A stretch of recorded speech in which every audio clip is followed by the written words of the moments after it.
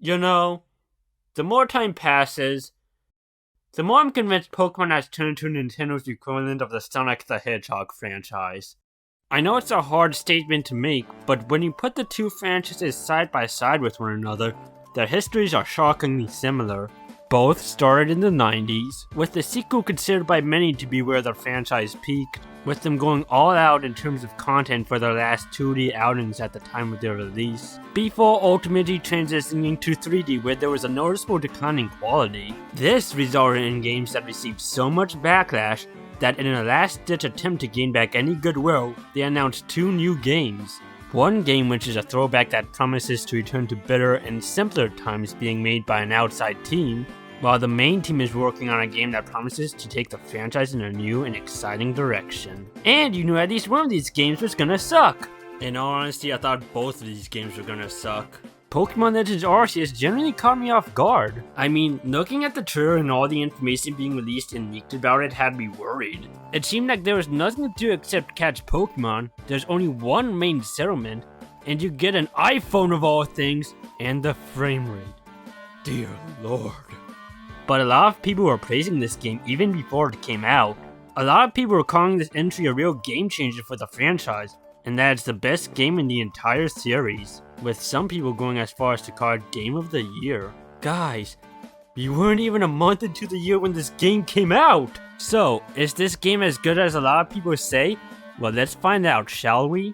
So you start this game being isekai'd into this world where God himself tells you to play Pokemon. I assumed you arrived here because of Truck-kun.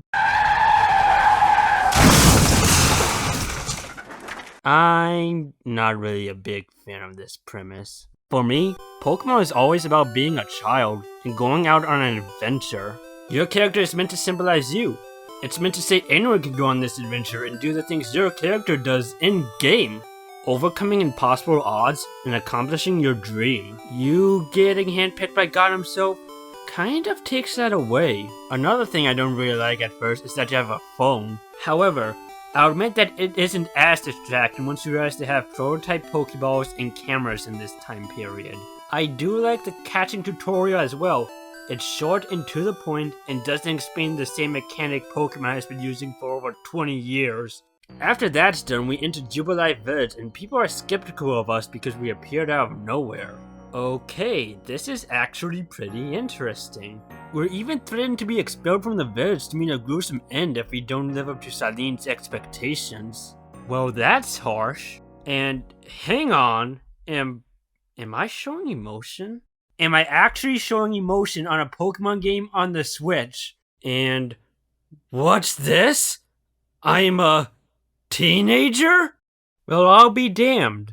Speaking of things Pokemon added to the Switch, do you know the one thing Pokemon still hasn't implemented? Voice acting! How is it that we're on our fourth game into this console and there's still no voice acting? Now, I know that it would practically be impossible to give every NPC a unique voice, but Breath of the Wild was able to get around this by having voice acting only in important segments. I know some people don't want this game compared to Breath of the Wild, but they kind of invited that comparison when the reveal trailer made it look like Breath of the Wild. For crying out loud, Super Mario Odyssey at least had grunting. You're telling me we can't even get grunting in these games?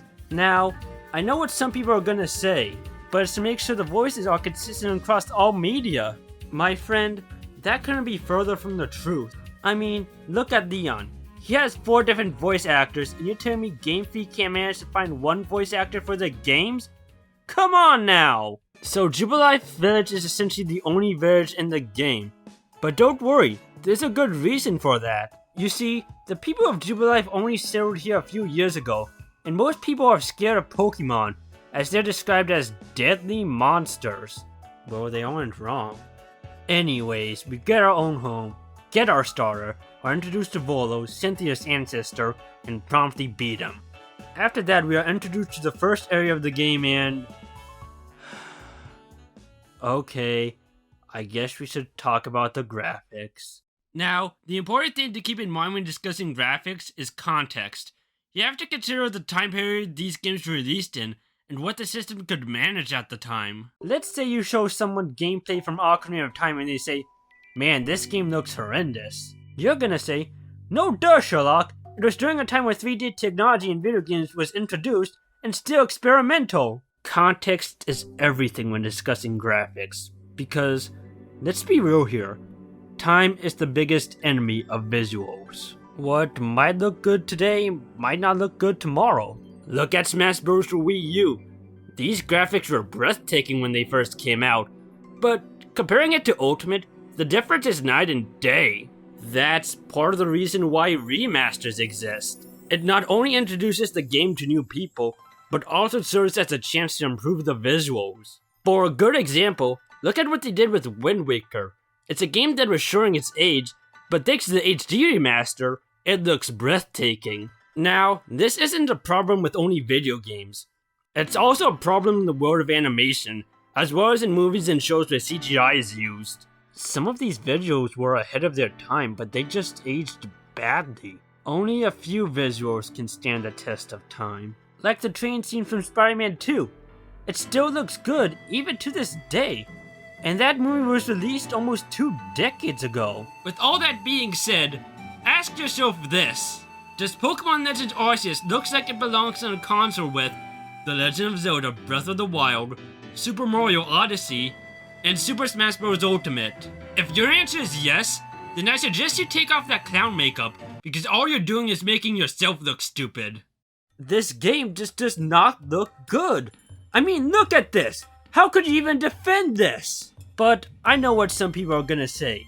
It looks like that because it has a distinct art style. But you can have a distinct art style and still look good. Look at games like Dragon Ball FighterZ, Kingdom Hearts, Hades, and Ori and the Blind Forest. Those games look phenomenal while having a distinct art style.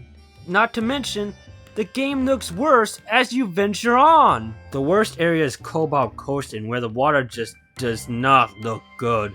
And whenever something is in the water, it looks pixelated. I mean, come on. This isn't me nitpicking or a blink and you'll miss it moment.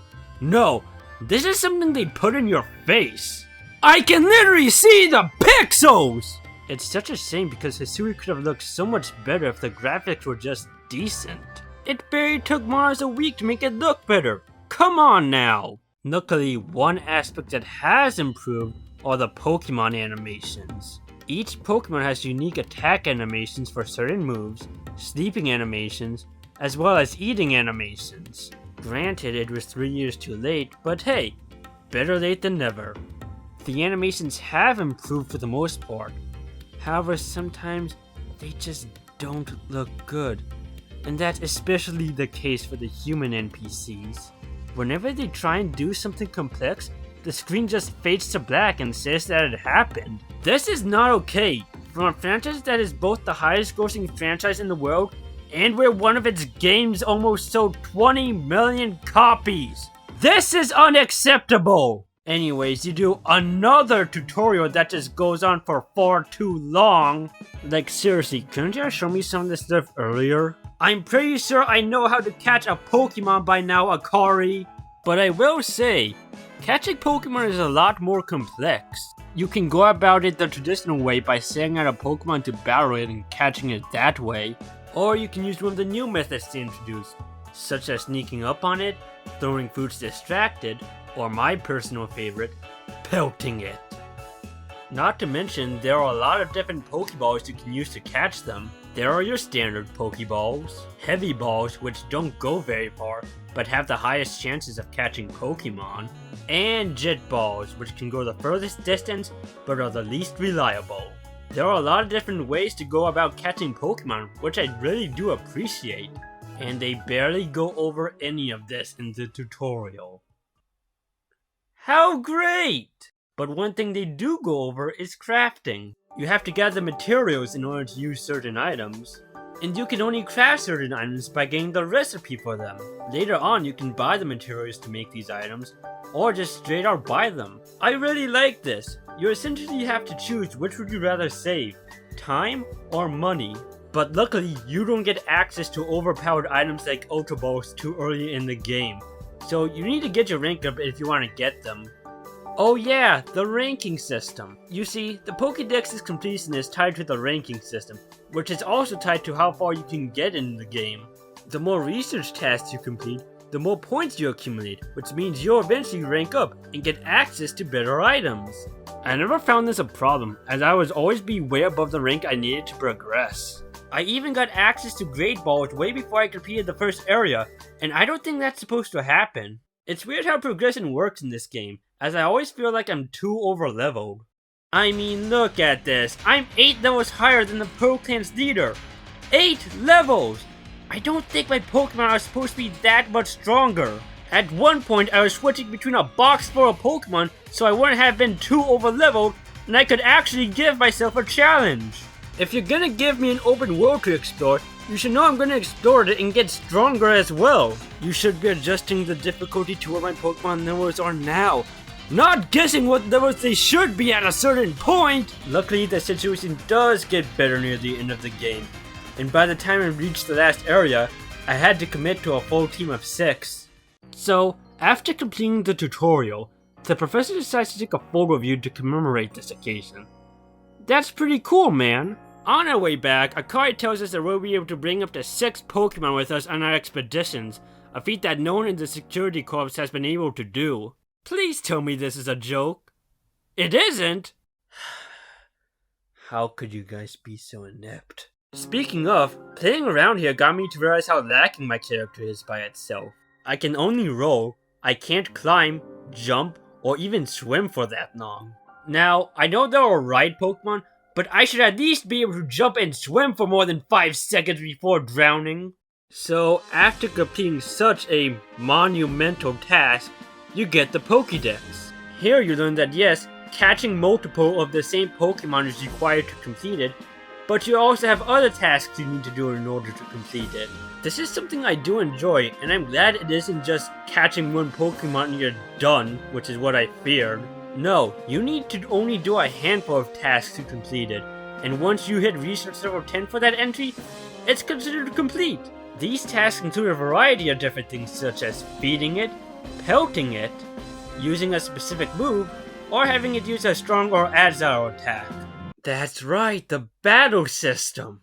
You see, for all of its existence, the battle system of Pokemon has remained relatively unchanged. Granted, there were a few tweaks here and there to balance things out. Now, the battle system seems basic at first glance, and you would think so too if you were just playing the game regularly. But where it really shines is in competitive play. I don't want to get into detail about it, since talking about it would balloon this video, so check out Wolfie's video on it. He does a good job at explaining it. Link is in the description. However, in Generation 6 they added a new gimmick called Mega Evolution to spice things up. It was a welcome change that gave new life to Pokemon that were either forgotten about, or just couldn't keep up with the newer ones coming out. Strangely enough, in Generation 7 they ditched that concept completely in favor of Z-moves, which were essentially the Pokemon equivalent of a nuke. A lot of people didn't like this. It was basically a guessing game of what Pokemon would have what Z-move. But that was nothing compared to the backlash toward Dynamax, which combined the worst elements of Z-moves and Mega Evolution. It was an overpowered gimmick that was too centralizing and too random to predict.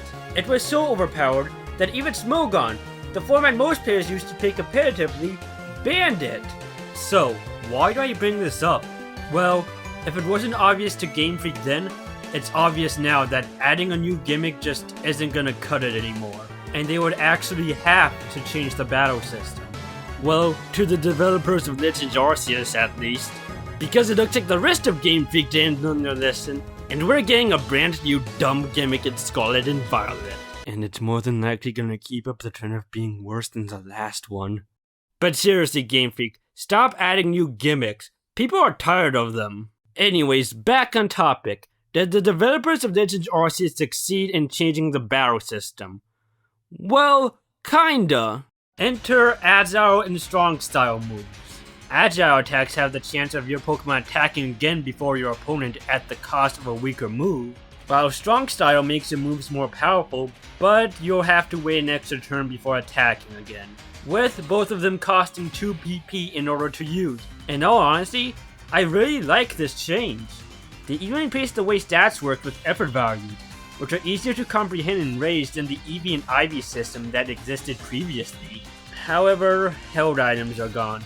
Now, they allowed your Pokemon to do a variety of different things, such as gain HP, cure status conditions, or even make your moves stronger. Not to mention, abilities are also gone, which allowed your Pokemon to do things such as raise their stats, or even change their type. While the new battle system is more accessible and does have its merits, it loses a lot of charm and complexity the old battle system had.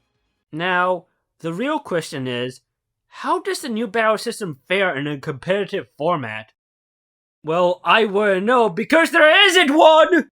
Legends Arceus has probably the most bare-bone online features I've ever seen in a Pokemon game. There isn't even a GTS! Are you kidding me? Oh, but they have it in their app, Pokemon Scam! Which only became compatible with Legends Arceus 5 months after its release. So, the online features are pathetic, and I'll give the battle system a pass since you can't play against your friends. So, how are the other quality of life improvements? Well, they're actually pretty good. For starters, it's much easier to get trait evolutions like Scizor, Gengar, and Steelix. These are Pokemon I always wanted to use but couldn't because I would need to trade with another person to get them, which practically makes it impossible with older entries. You also get the other starters, something that also would have been a hassle. You can also change out your Pokemon's moves without finding some random person to do it. The same goes for nicknames. Just go into the menu, select a Pokemon, and change its nickname. It's also way easier to learn moves. You no longer have to travel the world to find them. Instead, talk to this NPC, pay her some money, and ta-da! Your Pokemon has learned a brand new move. They did good streamlining a lot of things that were, let's be real, a hassle in previous games. Speaking of improvements, customization is back, and I'd say it's better than ever. Granted, it's a bit limiting at first, but it does get better as you progress in the game. Okay, let's talk about the most exciting part, the new Pokemon. Now, when these Pokemon were leaked, a lot of people hated them. But come on, they can't be that bad. Oh my god! What am I looking at? No, seriously, what am I looking at? I mean, we all wanted Dialga and Palkia to get new forms. But come on, you have to do better than this! Look at what they did to Goodra! He used to be so full of life! Now he looks glad because you didn't decide to beat it today! The worst offender of these new batches of Pokemon is Enamorus, one of the new forces of nature. Its design just doesn't fit with the other three. And its theory and form is somehow even worse! No wonder they went extinct! They were pretty much asking for it! Granted, I don't hate all of them. I think some of them are actually pretty cool. Like Arcanine, Decidueye, Sneasel... Wait a second. Sneasel got a new form and a new evolution?! Do you not see what's wrong with this? I do wish they made the Pokemon as good as the characters in the game, because they make what is otherwise a mediocre story actually good. There are multiple factions in the region. The Galaxy Expedition Team, the Diamond Clan, the Pearl Clan, the Genko Guild, and a group of bandits. You mostly deal with the Diamond and Pearl clans. They are the inhabitants of this region. The two clans hate each other's guts, especially the leaders, but they don't really want any harm to come to one another, and ultimately want to bring peace to Hisui. While the Galaxy Expedition Team acts as a middleman, trying to solve things peacefully and make sure conflict doesn't rise up. It's a really interesting three-way relationship. It really makes the region feel more alive. It's also nice to meet the different members of each clan and have them fleshed out. They all go through a character arc, which is something I really appreciate. You can even visit the villages of each clan. So there is more than one village in this game. I really like all the characters in this game. They're all pretty likable. One of the things I really like is finding all the ancestors of all the different characters such as Mars, Volkner, Cyrus, and Eterna. And that doesn't apply to characters just from Sinnoh. They're from all over the Pokemon world. You got characters that are related to people such as Karen, Clay, Engo. Oh wait, that's actually Engo from the Generation 5 games. He serves very little purpose and just takes the mystique of you getting summoned from God. Why are you even in this game? One of my favorite characters is Bolo. He's essentially a history nerd who helps you out from time to time. Whenever he appears, he helps expand the lore of Hisui, making it really interesting what he has to say. He's basically Cynthia if she was a dude. Although, I do wish they gave Cynthia a female ancestor. Wait, what? Well, I'll be damned. Kogita is easily the best character in the game. The best way to describe her is Cynthia if she was dialed up to an 11. She's a mysterious person who knows more about Hisui than Bolo, while also being a bit of a goofball. I mean, she thought she could use the pixie plate as a cutting board. What?! Not to mention, she just decides to go shopping near the end of the world. I love how she gets called out on it and she's like, well, I won't be able to do this if the world ends. Touché. It just sucks we didn't get to see more of her in the game. But my favorite part is when she summons one of the forces of nature and tells you to try and catch it. And after you manage to do that, she's like, yeah, I'll let you have it. What do you mean by you'll let me have it? So, let's talk about the Hisui region. Now, this region is divided to 6 areas, with Jubilife Village being the main hub, Obsidian Fields, the Crimson Mirelands, Cobalt Coastlands, Coronet Highlands, and finally, Alabaster Icelands. Your job is to grow each of the noble Pokemon in those areas. As you explore said areas, you gain access to ride Pokemon, which makes exploring Hisui much easier. Guess I should go into more detail about them, huh? First off, noble Pokemon. They are Pokemon that are tasked with protecting Hisui, but have since become frenzied, and it's your job to calm them down. You can't catch them nor battle them in the traditional sense. They're kind of like boss battles. You have to dodge their attacks and find chances to throw bombs made out of their favorite food at them. I wish I was joking. Yes, it's a ridiculous concept, but it's a feature I like because of how nonsensical and crazy it is. However, I feel like there was a missed opportunity in this concept. In Breath of the Wild, there are machines called Divine Beasts which you can see looming throughout the game. For example, Vana Boris can be seen lurking throughout the desert, while Von Meru can be seen looming throughout the sky. Now, I don't think Game Freak is as competent to pull something off like this, but I would like if they could do something at least close. Maybe have a few encounters with the noble Pokemon to try and protect some people, or short herding some Pokemon. I mean, the last noble Pokemon is as tall as a house! You're telling me you couldn't have made it into a weird mountain or something like that? Or even have it lurking in the background like you did with Giratina in Pokemon Platinum? But they don't really do anything to show off how crazy they are. For crying out loud, the last 2 Warrens even point out that the noble Pokemon of that area really didn't do anything wrong. Paulina, he's just standing there! Point is, they really don't do that much to hype them up, and they could have done so much more with the concept. Not to mention, how you encounter each noble Pokemon is practically the same. You find out the noble Pokemon in that area is frenzied, get introduced to the Wardens there, get the ride Pokemon, make the noble Pokemon's favorite food, then fight. Rinse, repeat. Granted, there is some deviation, but when you boil it down, it's essentially just that. I'd have to say my favorite section is the one with the noble Arcanine. Probably because it's the only one that's different and actually does something interesting. But we go back to the same old formula for the last 2, and the structure just becomes tired. Alright, time to talk about ride Pokemon. They're a cool concept carried over from Sun and Moon, but they feel kind of clunky. The controls for Whitey aren't that good. Sneasler moves too slow, and I swear I'm always pausing to go up mountains. And with Braviary, I swear I cover more distance when I'm not boosting.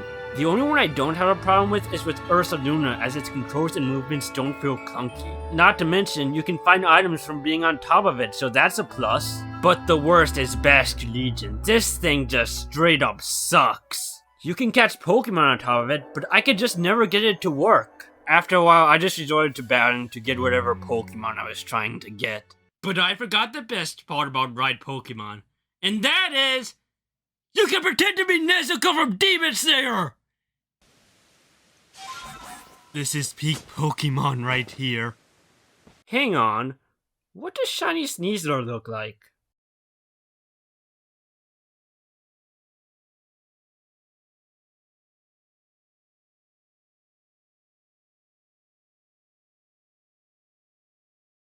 You know, Game Freak, I would have forgiven you for creating this monstrosity if you just went all in on the joke. However, one thing that isn't a joke are alpha Pokemon. They're essentially super big, super scary Pokemon that will destroy you if you aren't careful. I found these Pokemon much more interesting to encounter than the normal Pokemon, because you have to be smart around them. You can't just barge in after them, you'll get destroyed. You have to be smart if you want to catch them.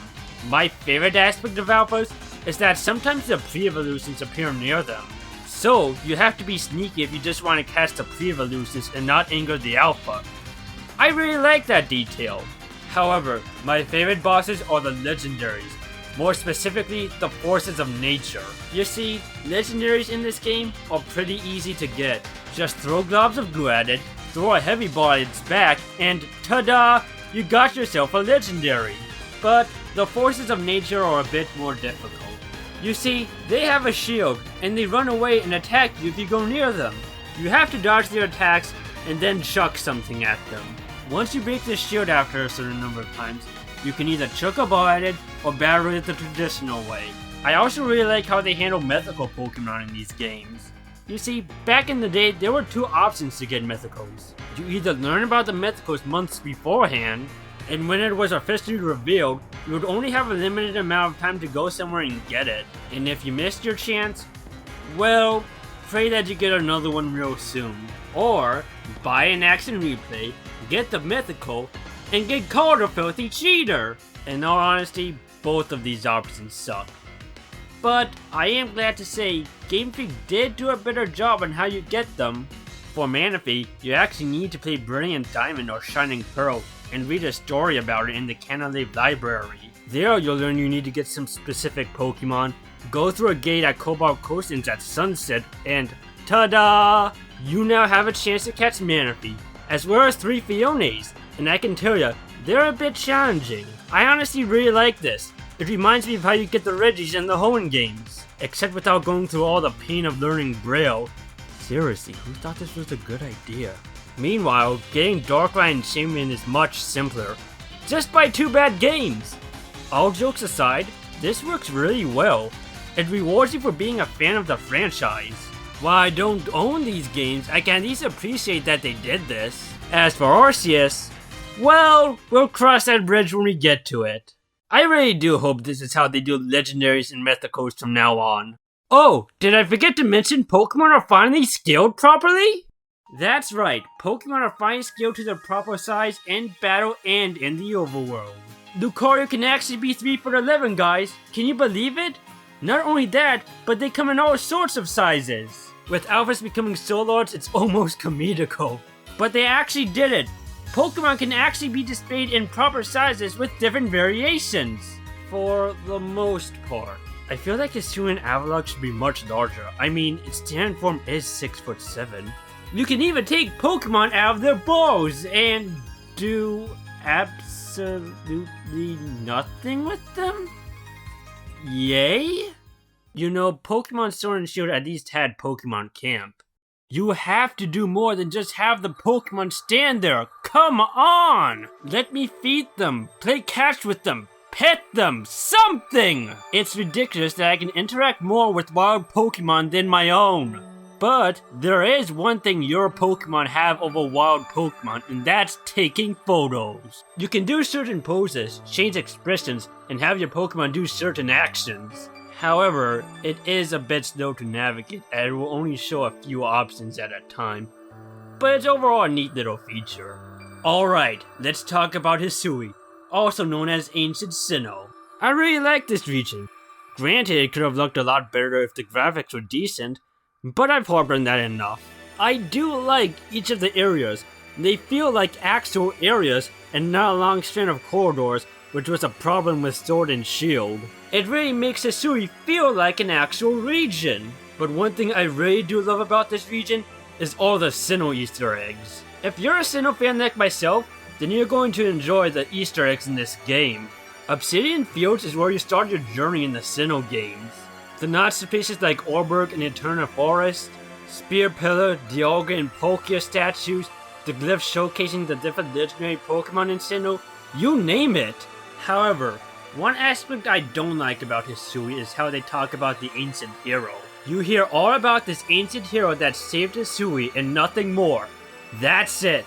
Apparently, you learn more about the ancient hero through the old verses, and you find those by digging around with Ursaluna. But the game doesn't tell me about them, so I just feel like I'm missing a big chunk of information.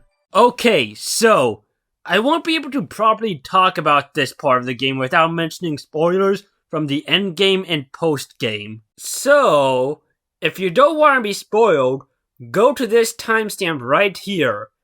Everyone else, let's get to it.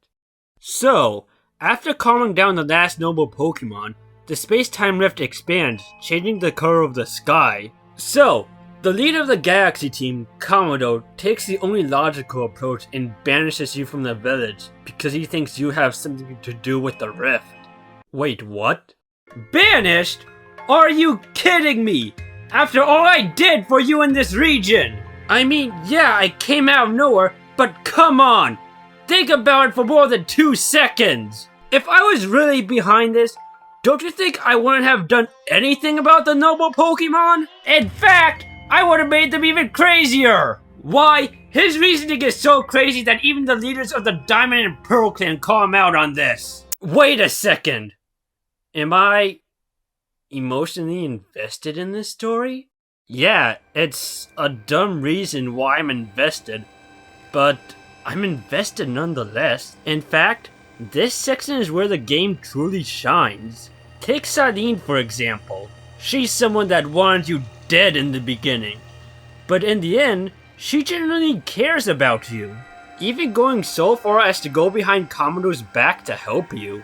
I love how she gets called out on it, but she pretends to have no idea what you're talking about.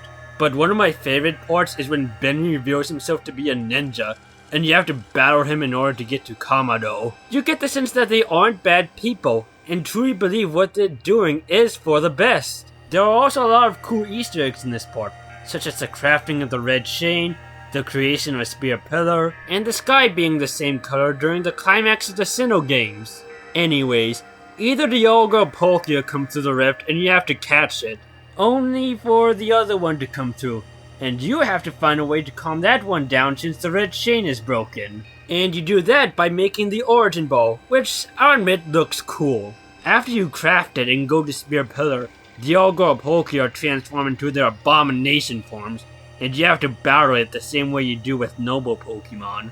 You eventually catch it and close the space-time rift, beating the game. Considering this is supposed to be the final boss of the game, it's not really that difficult. I didn't die once during this fight. In all honesty, I thought the Avalok boss fight was harder than this one. And that's a shame, considering you're up against the gods of time and space! Seriously, how is an iceberg tougher to take down than a god? So, there's an off-screen celebration, and you're tasked with gathering the remaining plates with Volo because he wants to uncover the secrets of the region. Which means it's time for legendary hunting. I really like how they incorporate catching all the legendaries into the story. It gives them more importance. So, after collecting most of the plates, you travel with Volo to Cornet Highlands where he talks about Giratina. Here you have a pretty cool conversation where you learn that Giratina wants nothing more than to get revenge on Arceus for banishing it to the Distortion world. However, it's ultimately ruined by this. You know, Game Freak, you are so close to having a good twist villain. You couldn't have held it in for just a few more seconds?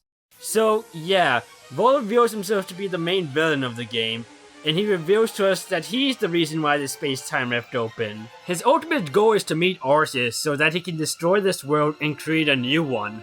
Volo, my guy! You're starting to act less like Cynthia and more like Cyrus! In all honesty, I'm starting to question who you're related to. So you battle Volo, and it's honestly a really good battle. I love the fact that he uses a team that resembles Cynthia's, And not to mention, the music is also not to Cynthia's theme. While this battle is difficult, it's nowhere near as difficult as Cynthia's.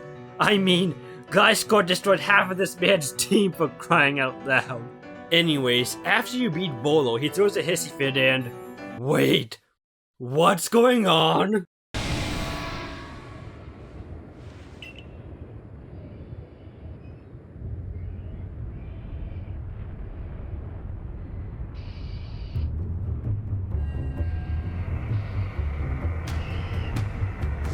No way! Could it be? Oh my god! It's Giratina!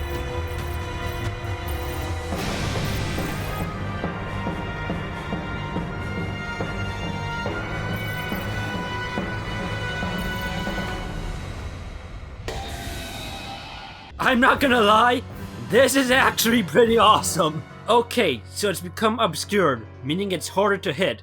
So let me switch it to something like Glaceon or Gliscor. Oh, you mean none of my Pokemon are healed? Then how on earth do you expect me to fight this monstrosity with half of my team already down for the count? Anyways, I managed to start its shadow forces by roosting with Decidueye, meaning it can no longer be obscured, and dealt the finishing blow with Goodra. So this thing is finally defeated.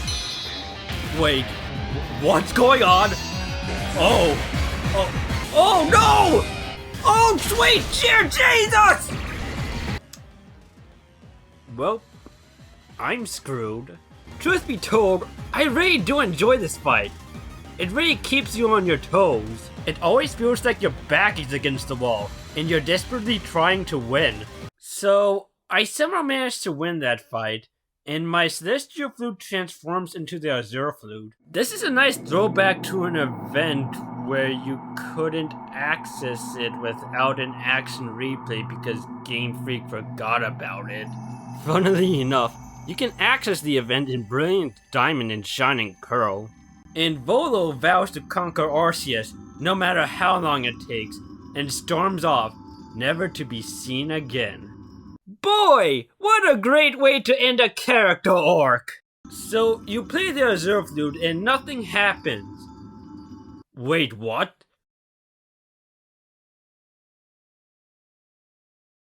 Are you kidding me?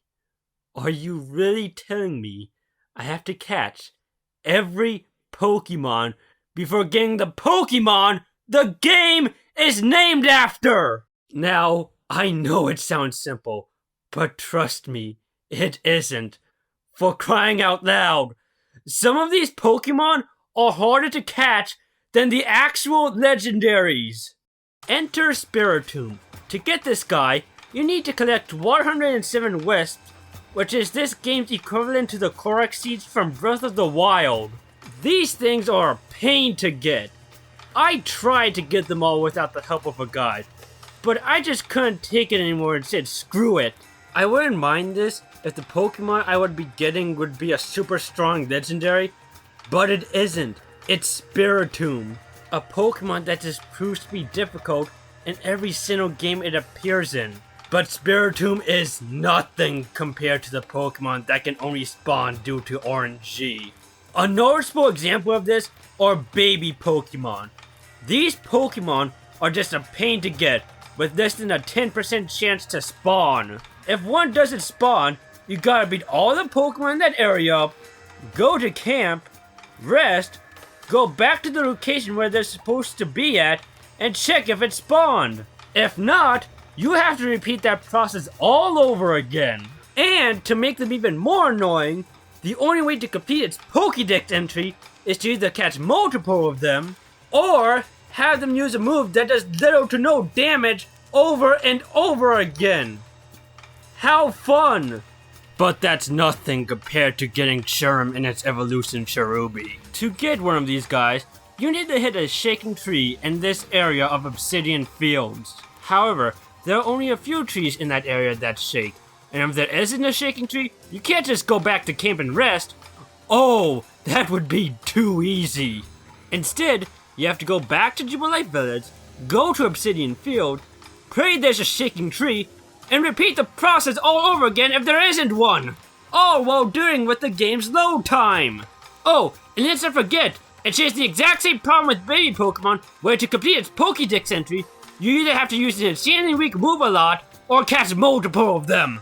But that's not the worst of the RNG misfits, cause getting the Pokemon that only spawn during space-time distortions are on a whole nother level of pain! Now, space-time distortions are distortions that appear after a certain amount of time. They come with the chance of spawning Pokemon you normally wouldn't see, such as Magnemite, Porygon, Sneasel.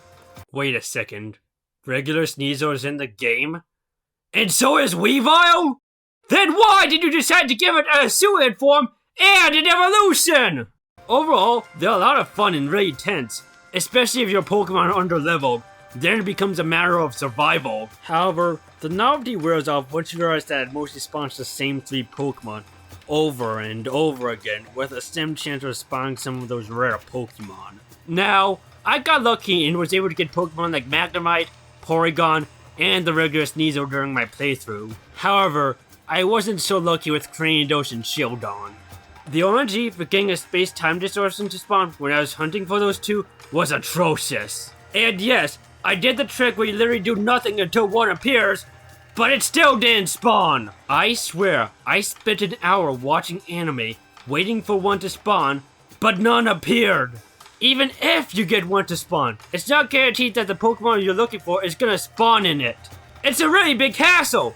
For crying out loud, I was able to get Shieldon's evolution Bastiodon before I got any of those 2! But I know what some of you are gonna say. But can you just put them in a daycare, get an egg, and get Shieldon that way? Well, I wish I could do that, but the daycare isn't even in the game! Come on! Part of the reason this feature was added in Gold and Silver was to avoid the hassle of getting duplicate Pokemon, or an easy way of getting pre-evolutions to Pokemon you already have! Now, I know some people are gonna point out that Professor Elm found out about the existence of Pokemon eggs, and that's why they aren't in Legends Arceus. And that's a good point. However, may I mention that Pokeballs aren't supposed to exist yet? You thought I forgot about this line, Game Freak. Not to mention, in the Kanto remakes Fire Red and Leaf Green, which take place before the Johto games, also have breeding. You made this improvement for a reason, Game Freak. Don't reintroduce problems you already solved. In all honesty, I would have preferred to get these Pokemon through side quests than going out into the world and hoping to find them. Yes, I know it would be a pain, but at least you'd be guaranteed to get them by the end and wouldn't have to rely on luck. Luckily, you don't need to catch Darkrai and Shaman, as those Pokemon can only be caught if you have a copy of Brilliant Diamond or Shining Pearl, and Sword or Shield. So, you finally manage to get all the Pokemon available, and you finally meet Arceus. I really like how when you meet it, it feels like you're meeting God. So, Arceus decides to challenge you, and you have to act fast, otherwise it'll be game over real quick for you.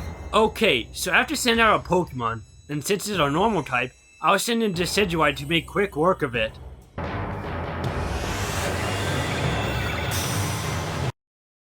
Oh dear!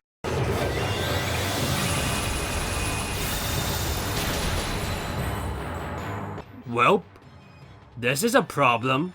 I really like this fight. You have to be careful when fighting him. I especially love the second stage where you have to be quick on your toes in order not to get pulverized by him. If I had one complaint about this battle, it's that it goes back to its first attack pattern after a while. So, if you manage to master that, then you pretty much have this fight in the bag. So, you beat Arceus and insists it wants to travel with you, signifying the end of the game. That's it? Arceus doesn't get a new form? Are you kidding me? It's the titular Pokemon of the game, for crying out loud! Even Dialga and Palkia got new forms, but not the god of the Pokemon world? Legends plate? Huh, sounds broken. Well, let's test it out by going online and battling against another trainer. Oh, that's right! You can't battle people online! If I have to sum up Legends Arceus, it would be 2 steps forward and 1 step back. While it makes a lot of improvements, such as the game no longer being 2 versions, you no longer having to trade to get certain Pokemon, making changing and learning moves easier, giving Pokemon unique animations and having them scaled properly with different size variations, as well as the way you go about catching legendaries and mythicals. Not to mention all the things this game does to spice things up, such as changing the battle system, how you go about completing the Pokédex, interacting with wild Pokemon, boss fights with actual Pokemon, space-time distortions, alpha Pokemon, and crafting. Not to mention, Hisui and its characters are just fantastic. However, there are just too many glaring issues. The story isn't that good, and it's only bearable because of its characters. The graphics are awful. There's still no voice acting. The controls of ride Pokemon can be downright atrocious. Not to mention, the RNG for getting some of these Pokemon is just horrendous. Wow, it is the most ambitious Pokemon game. I wouldn't say it's the best. It doesn't even rank in my top 5. Take Black 2 and White 2, or Heart Gold and Soul Silver, two of my favorite Pokemon games of all time. Sure, they have their problems, like the way they go about adding difficulty in Black 2 and White 2. Seriously, why do I have to beat the game to change the difficulty? Or how you can't face off against the protagonist from the original Black and White. Come on! Heart Gold and Soul Silver were able to do this! Speaking of Heart Gold and Soul Silver, the difficulty spike when you face the Elite Four is ridiculous. You have to grind for quite a while in order to stand a chance against them. Not to mention, the story is a bit lackluster, especially with the Team Rocket stuff. But those are blemishes in otherwise near-perfect games. With Legends Arceus, there are just too many glaring issues that are just impossible for me to overlook. But that doesn't take away from what Legends Arceus is. A good game. And I think that's what the franchise truly needs right now. A good game. Let's be real. Ever since the shift to 3D, the mainline games haven't been up to the level of quality the franchise is known for, and that's especially the case with the last few entries. The franchise desperately needed a good game, and Legends Arceus is just that, a good game. Depending on what Pokemon Scarlet and Violet decide to keep and improve upon what worked with Legends Arceus, then yeah, I can see those games being some of the best Pokemon games out there, or at the very least the best Pokemon games on the Switch. So, where do I put this game in terms of a tier list? I put it in B tier. So, what lessons can be learned from this? Well, don't be afraid to try new things. Be creative. Take risks. It may not work all the time, but hey, it's better than sticking with the same old. Improve on what came before. If there's a good concept, try and fix it. Allow for more interactivity between players. Let them duke it out or interact in the overworld. And for the love of Arceus, bring back the GTS. But the most important thing to note, don't have Junichi Masuda work on your game! Oh, thank God!